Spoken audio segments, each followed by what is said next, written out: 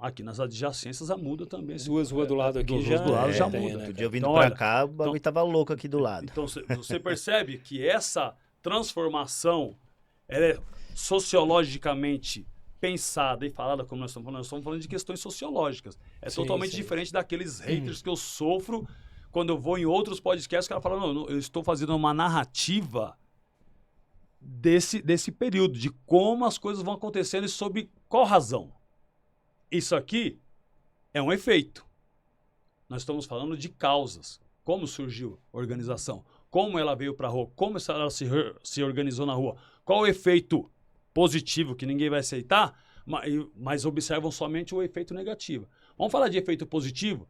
Efeito positivo que a guerra do preso era preso com preso. Até que ele se dá conta que a guerra não era entre eles. Vou dar um outro exemplo mais forte ainda para vocês entenderem. Até a própria mídia incentivava de que o cara envolvido em crimes sexuais, ele tinha que ser mais rapidamente, coloca ele lá, que agora ele vai ver. Coloca ele lá, que lá ele vai virar mulher. Coloca ele lá, que ele vai virar moça. Coloca ele lá, que ele vai ver como é que... Quero ver se vai sair vivo. Então, olha só a brutalidade da própria mídia, da época, ou até né, alguns representantes da mídia, que vinha com essa mesma ideia do poder público, que é colocar o cara que está custodiado, foi preso em crimes sexuais e joga dentro de uma jaula como se lá fossem todos bichos. Mas essas pessoas procediam como bichos por conta desse próprio incentivo direto e indireto.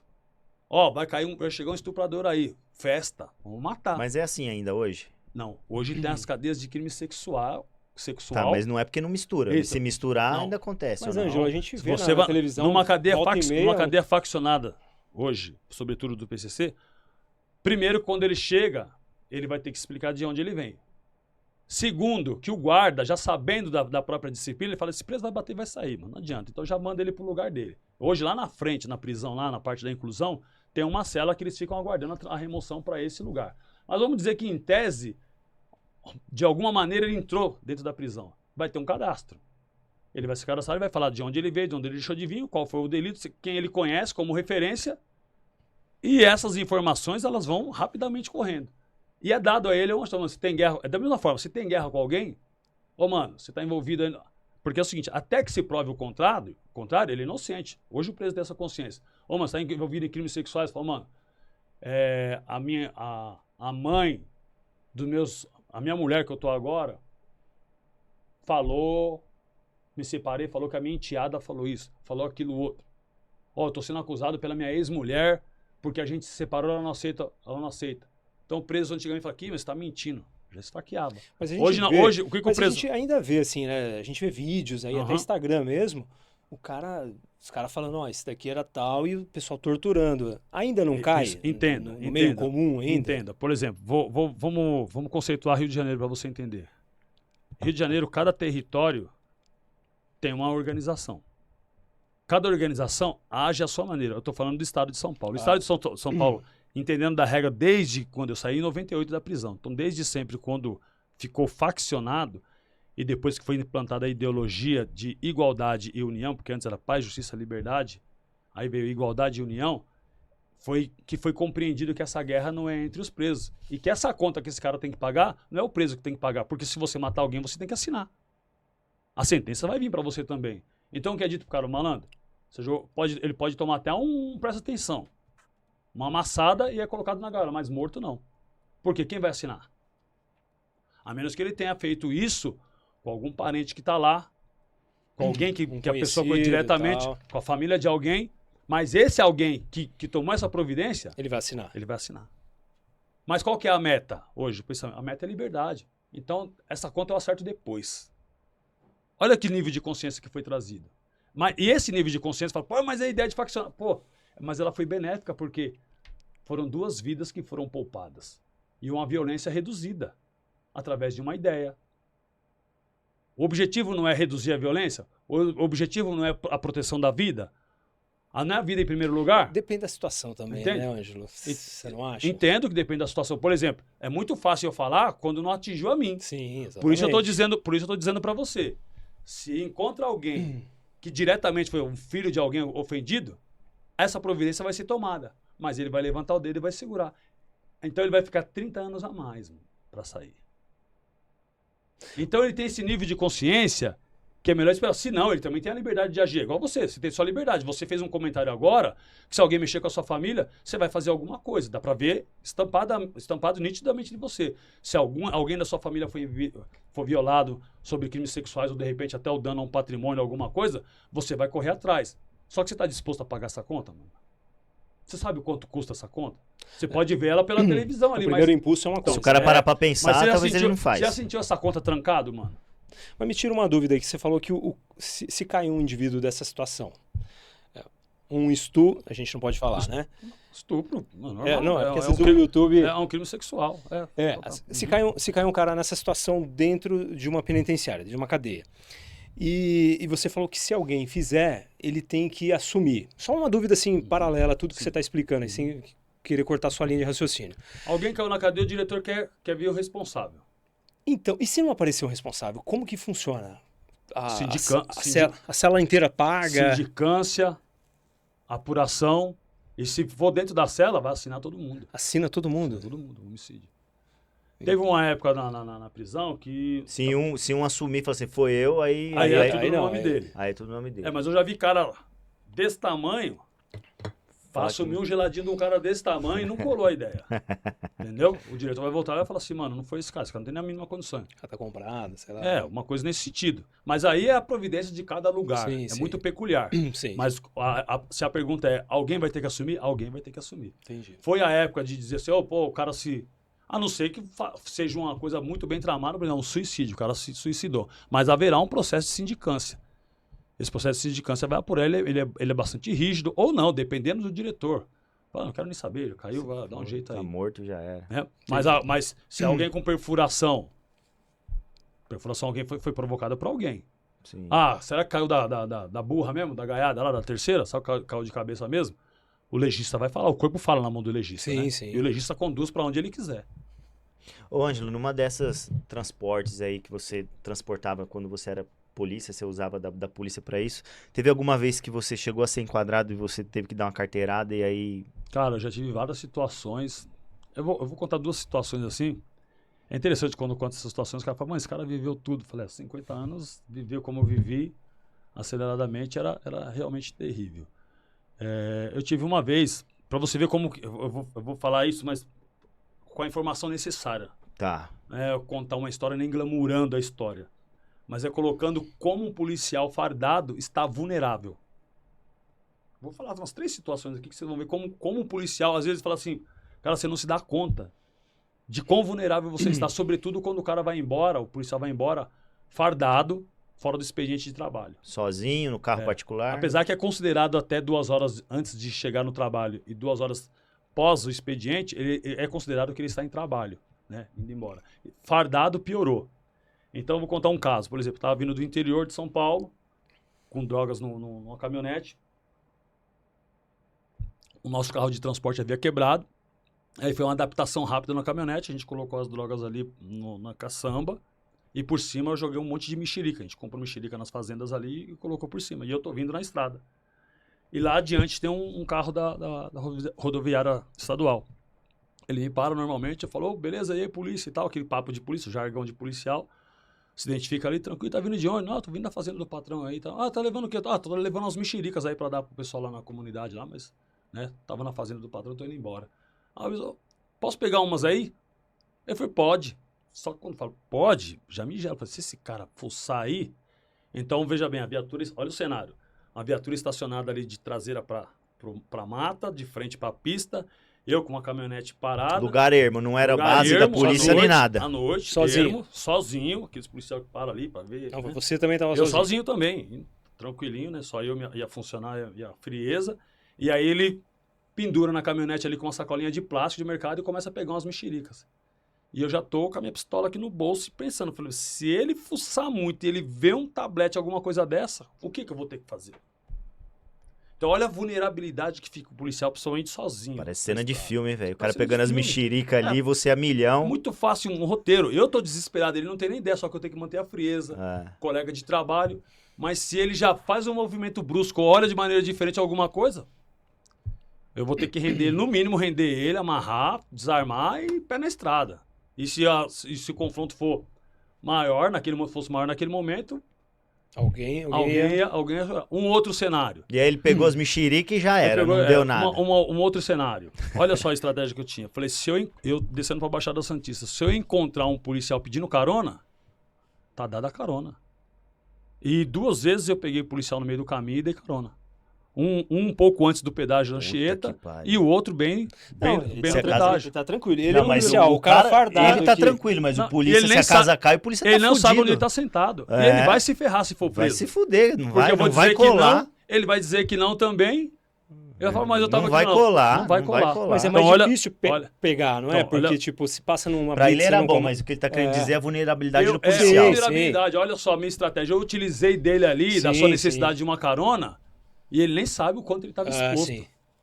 Entende como é isso?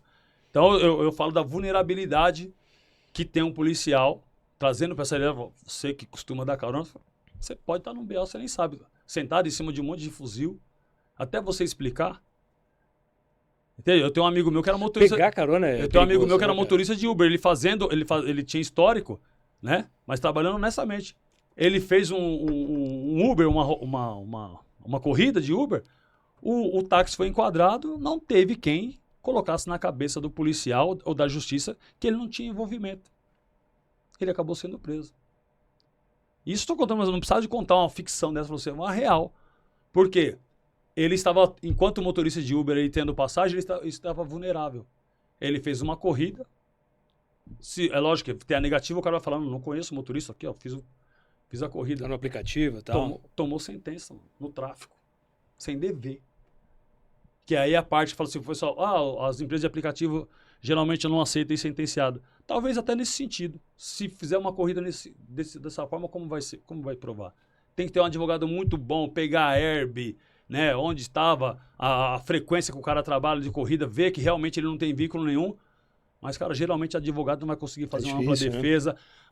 O princípio não é do contraditório da ampla defesa. O princípio do preconceito e a ampla preconceitualidade vai meter o cara na cadeia. Caraca. Ô, Canuto, teve algum pacote de dinheiro desse aí que ficou enterrado lá, que depois você saiu da cadeia e você foi lá buscar? Zero. Ah, vai, fala pra nós aí, Zero. pô. É. Pode olhar na bolinha de olho, mano. Zero. Fica assim, eu sempre falo para as pessoas assim, fala assim, o que é ser rico para você? Eu falo para os caras, ser rico é você ter uma atividade econômica foda, lista, vamos falar Aham. lista. Não falando de licitude, lista. Você ficou rico. Fica 5 anos vivendo no mesmo ritmo, sem trabalhar, sem produzir, sem ganhar nada. Pô, Quanto tempo dura esse dinheiro? Ah, Então, se pra você... durar 5 anos tem que ser dinheiro pra cacete. Então, se você voltar durante 5 anos e não ter sofrido nenhum impacto, você Você- pode se considerar até rico. porque a maioria, como você tem família Isso. fora. Agora tal, trago né? para você para a realidade do cara que viveu da vida louca. Advogado, família, vivência dentro da cadeia, possibilidades inúmeras de fugir, de comprar sentença. Você acha que o ladrão nunca tomou golpe na cadeia? De falso advogado, de Já. falso contato? É o que mais tem. Eu vejo caras aí presos na atualidade, que eu já ouvi comentários, e gastar rios de dinheiro, trocar de 4, 5, 6 escritórios de advogado. Mas cada escritório que você troca, você deixou uma moeda. Tem advogados canalhas, vou falar bem assim para você entender, são profissões que eu admiro muito. Médicos e advogados. Mas dentro da medicina também tem canalhas, né? Como em toda a área. A gente já viu os caras vilipendiando cadáveres, abusando de pacientes sedados. Então, eu estou falando de ser humano, não estou falando da profissão, estou falando de ser humano. Sim. Mas um que ocupa uma profissão. E advogados canalhas que, por exemplo, ele faz um habeas corpus, chega em você e fala, o seu caso é de muita repercussão, ele vai fazer um habeas corpus normal, que tem prevenção numa determinada câmera, mas ele vai dizer que lá, o juiz, a autoridade lá, é dele. Que está comprado. Ele fala, só que você vai me pagar só no êxito. Olha como eu sou bonzinho. É no Porra, o êxito. cara abraça na Um hora. habeas corpus que seria 50 mil, lá, o trabalho do advogado renomado, ele vai falar o seguinte, vai dar certo, tal dia você vai embora, que vai ser o dia do julgamento, né? Se não der na liminar, fica tranquilo, que às vezes está meio embaçado. Mas no mérito nós vamos ganhar, que já está tudo certo, já deixei pago. A garantia sou eu. Então, nesse dia aqui, a hora que cantar, depois você me paga, beleza? E na verdade ele fez um processo comum. Fez um processo comum. É a loteria. Só que o que ele vendeu pro preso? Que ele ia ser solto. Não, ele vendeu uma ideia. E nada é mais forte que uma ideia. E aí o malandro tem o princípio do fio do bigode. Eu prometo. Saiu a mulher e falou assim, mozão, mas pelo amor de Deus, ele não fez nada. Aí vem outro advogado e fala, irmão, não fez nada. Esse juiz aí não tem nada a ver, não é? O juiz já passa a ser, sem ser corrupto, já passa a ser corrupto, porque dentro dessa ideia ele é corrupto. O cara saiu no habeas corpus naturalmente, pelo processo legal, foi uma loteria, deu certo, mas só que nesse momento, essa ideia transformou um juiz em corrupto, um preso 1000 graus em um coitado iludido, e um advogado sem vergonha levando vantagem sobre isso. Olha, isso chama-se uma das ferramentas, uma das engrenagens chamada sistema. E na hora quando o cara tá preso ali, o que ele tiver, ele paga. Na esperança de sair, Irmão, não paga, não? É a mesma coisa que você tá para morrer, você fala, ó, eu quero mais 6 meses de vida, é tanto. Pô, tudo que você tem. Eu quero mais aí. 5 anos de vida, quanto é? Tanto. Quem não quer ficar vivo? É, Ficar vivo nesse sentido é quem não quer estar livre. Sim. sim. Entende? Então você fica sugestionado. Angelo, Sim. sempre tive uma dúvida. Quando o policial, ainda principalmente você, acho que vai saber esclarecer bastante. Quando o policial ele é preso no sistema penal militar, que é o Romão Gomes, como é você tá lá, e segura aí um pouquinho, e depois eu quero saber a diferença do sistema normal aqui fora, né? E a dúvida que eu quero saber como está lá é tipo assim, lá tem carcereiros que são policiais, todos eles são policiais. Vocês são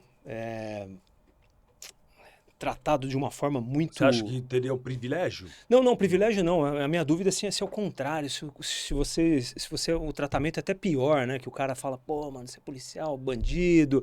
É um tratamento pior do que no sistema convencional? Eu passei por 3 experiências diferentes do sistema prisional. Presídio militar, Sim. presídio comum e depois o tal do presídio especial, que é o Tremembé, que hoje tem essa série, né? Inclusive produzida pelo pessoal da Paranoide Filmes, que a gente trabalhou a série DNA do Crime. Então são 3 experiências. A primeira experiência, presídio militar Romão Gomes.